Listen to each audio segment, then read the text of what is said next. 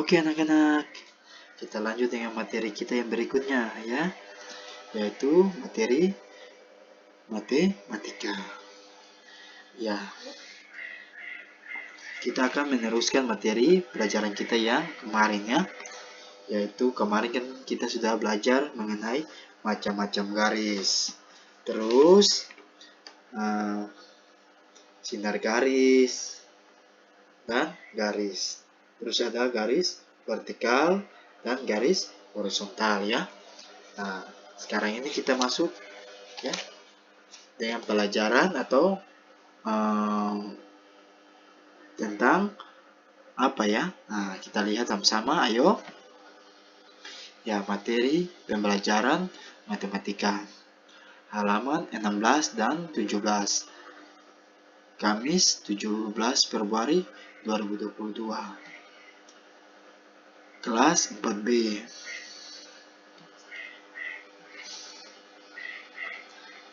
Oke, kita masuk dengan materi kita hari ini yaitu, nah kita sudah berada pada dua ya, yaitu garis sejajar, berpotongan, dan berimpit.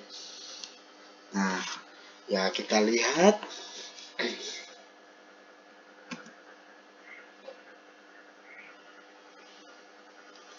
Nah, pernahkah kamu menggambar dua garis? Jika kamu menggambar dua garis, akan ada kemungkinan kedua garis tersebut sejajar, berpotongan, atau berimpit. Nah, yang pertama atau A, garis sejajar. Dua garis dikatakan sejajar apabila kedua garis tersebut terletak pada satu bidang datar dan tidak akan terpotong meski diperpanjang. Nah, dengan demikian dua garis yang sejajar tidak akan membentuk sudut. Jarak antara dua garis yang sejajar akan selalu sama. Ya. Nah, perhatikan gambar dua garis sejajar berikut. Nah, anak-anak, ini adalah garis sejajar ya. Nah, dua garis sejajar. Ada garis M dan garis N. Nah, garis M sejajar dengan garis N. Ditulis M garis miring 2 atau N ya. Nah, jadi ada M, ada N. Nah, dia punya garisnya ini sejajar ya, sama ya. Berarti garisnya sama. Dua garis yang sama ya, sejajar. Oke. B, garis berpotongan. Ya, bagaimana dua garis dikatakan berpotongan? Nah, perhatikan gambar berikut. Ya. Nah, ini adalah gambar dua garis dikatakan berpotongan. Nah, di perpotongannya itu seperti apa? Seperti ini ya, silang ya. Nah, bentuknya silang. Ini disebut dengan berpotongan. Nah, dua garis dikatakan berpotongan apabila kedua garis terletak pada satu bidang datar dan bertemu di satu titik. Nah, jadi kedua garis ini apabila terletak pada satu bidang ya. Ya, satu bidang ya. Satu bidang atau artinya satu tempat ya. Nah, bidang datar atau tempat yang datar dan bertemu di satu titik. Nah, satu titik itu ya. Jadi dia ada dipotong ya. Dia berbentuk potong yang disebut dengan titik. Nah, ini ya, titik. Ini merupakan titik ya, ini titik ya. Nah, ini merupakan titik garis. Oke. Gambar di atas menunjukkan garis P dan garis Q berpotongan di satu titik. Nah, ini ya. Nah, garis P dan garis Q berpotongan di satu titik ini ya, tengah-tengah sini. Oke. Berdasarkan sudut yang terbentuk pada pertemuan garisnya, ada dua jenis garis berpotongan. Nah, jadi ada dibagi menjadi dua garis lagi ya. Nah, dua garis berpotongan. Ayo kita lihat sama-sama. Kedua jenis garis berpotongan sebagai berikut.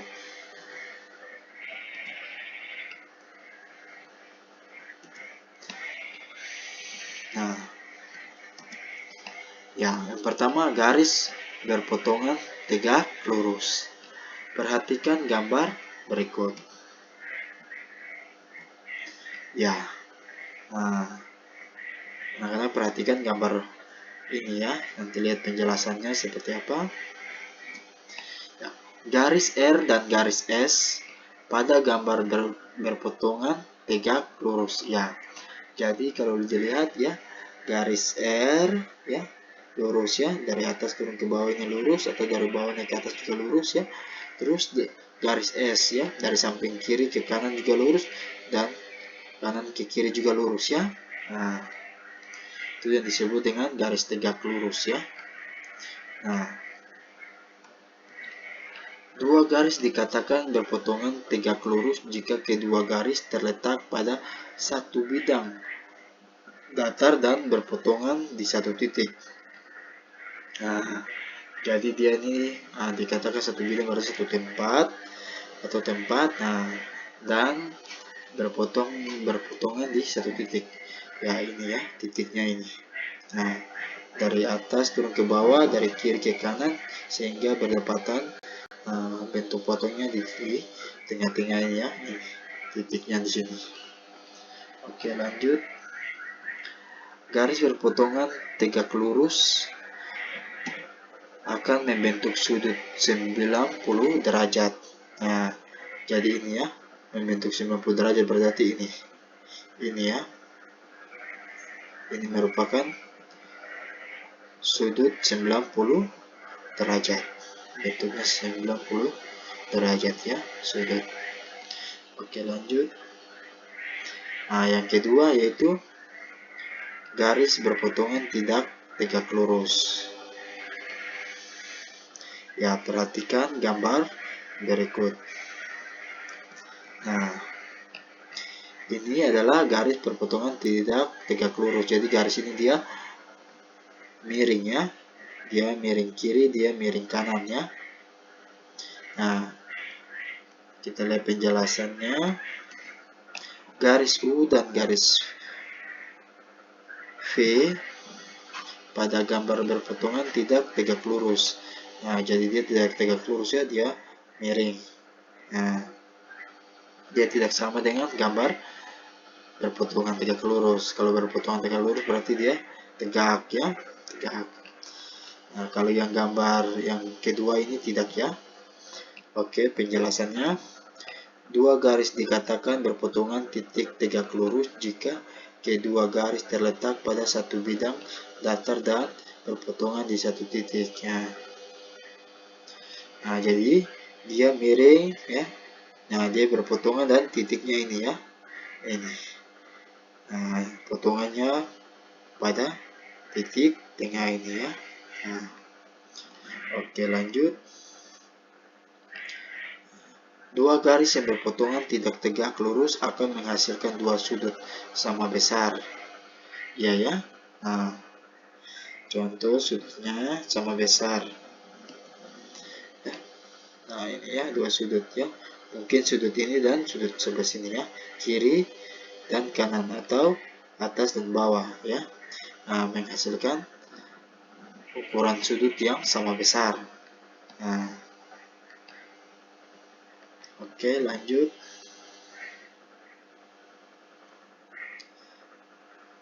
Ya, yang C. Sekarang C, garis berimpit. Nah, bagaimana dua garis dikatakan berimpit? Perhatikan gambar berikut. Nah, Ini gambarnya ya. Ya, dua garis M dan garis N saling berimpit atau berada pada satu garis. Ya. Nah, dikatakan berimpit itu ya, garis M dan garis N ini dia berada pada satu garis. Ya, sehingga dikatakan berimpit. Ya. Nah, awalnya itu mereka terpisah karena berada pada satu baris ya, atau satu garis mereka, sehingga garis lurus, sehingga bentuknya seperti ini ya. Nah, ini garis M dan ini garis N. Nah, oke. Dua garis dikatakan berimpit apabila kedua garis terletak pada satu bidang datar dan berpotongan di semua titik pada kedua garis. Nah, jadi ya, yang dikatakan itu berimpit apabila kedua garis terletak pada satu bidang. Nah, ini kan satu bidang dah. Ini dia di satu bidang. Namun dia berimpit. Dia berimpit artinya di satu bidang ini ada dua garis yang sejajar. Sejajar satu bidang datar dan berpotongan di semua titik pada kedua garis. Nah, kalau ini kan tidak ada titik ya. Tidak ada dia punya titiknya. Ya, hanya dia berimpit. Dia berimpit di satu bidang datar atau garis lurus ya. Nah, beda ya dengan gambar yang tadi ya. Mungkin dia ada berpotongan. Oke.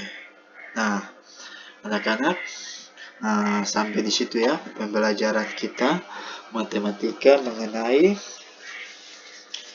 garis sejajar, berpotongan, dan garis berimpit ya. Nah, untuk materi-materi selanjutnya nanti Pak Guru tampilkan juga dalam bentuk slide video untuk anak-anak belajar lagi ya. Oke, mungkin ada yang belum dipahami, anak-anak boleh putar lagi ulang video ini sehingga bisa mendengarkan penjelasan Pak Guru melalui video ini. Oke. Mungkin pembelajaran kita sampai di sini. Kita akan belajar lagi di pembelajaran yang berikutnya, di video berikutnya ya. Oke.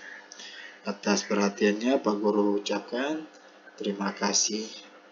Ya.